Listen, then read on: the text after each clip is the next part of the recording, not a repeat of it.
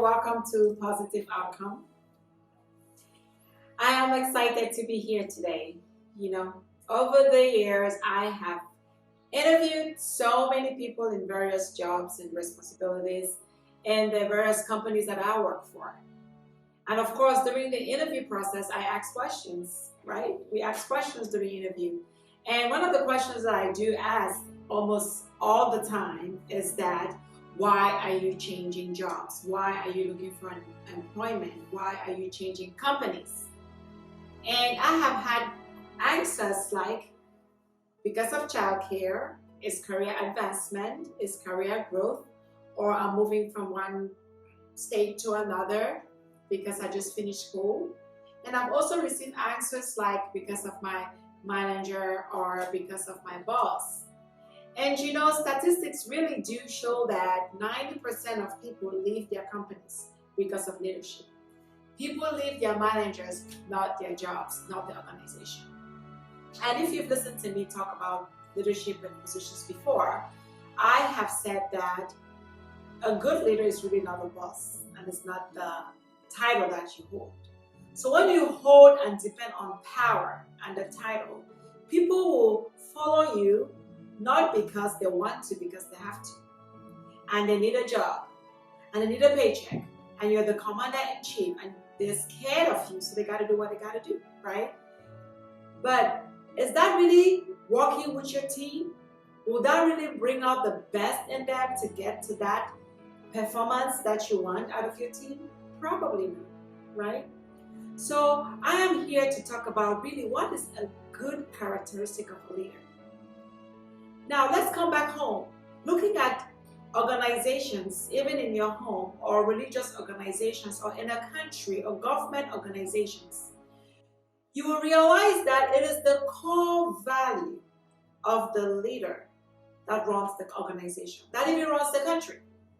Take it back home. In my home, it is what I believe in. It's my core values and beliefs that I instill in my children, and that's how I run my household. The same thing goes for leadership. And I know you are saying that, yeah, every company has policies and procedures. Of course they do. I don't deny that. But guess what? It is the leader to implement some of those, right? And it's their own core values and belief that will implement those policies and procedures.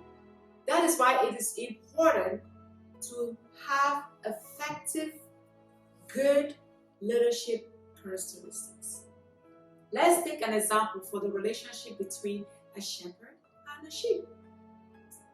The sheep hears the voice of the shepherd, knows it, and follows the shepherd.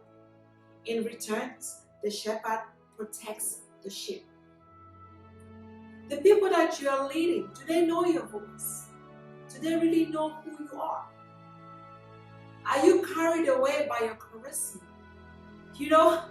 People actually pay image consultants, guys. People pay image consultants to come and do false promotion of who they are.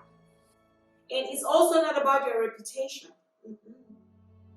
Your reputation is what people know about you or what people think about you. Your reputation is not who you are. Your character is who you really are. It's the person that you are.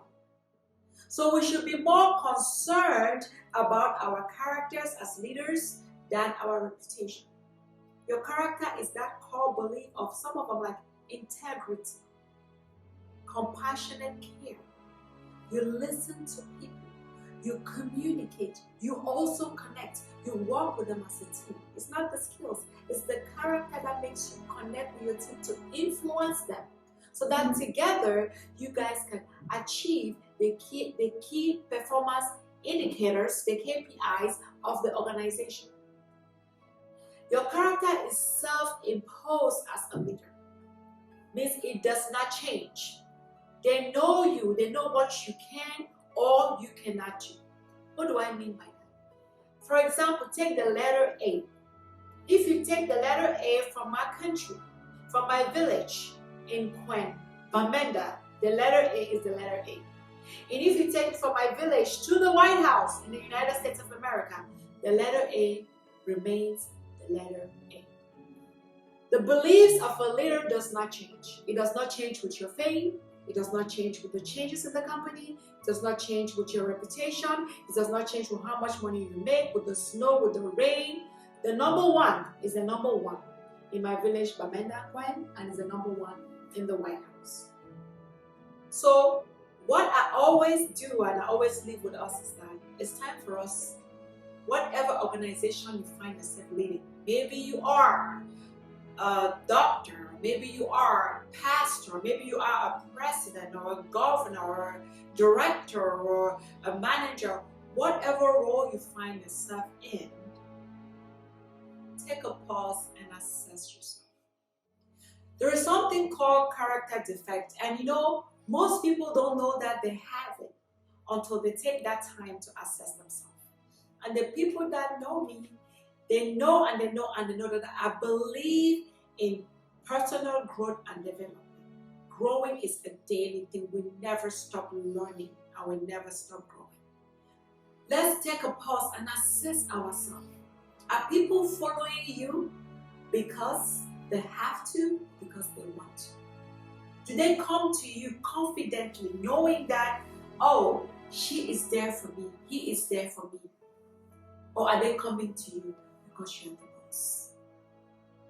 Please take some time and look into your core value, your core belief. And let's work together as we continue this series in leadership to see how we can build end-time leaders. Right? End-time leaders. Thank you so much for watching. God bless you.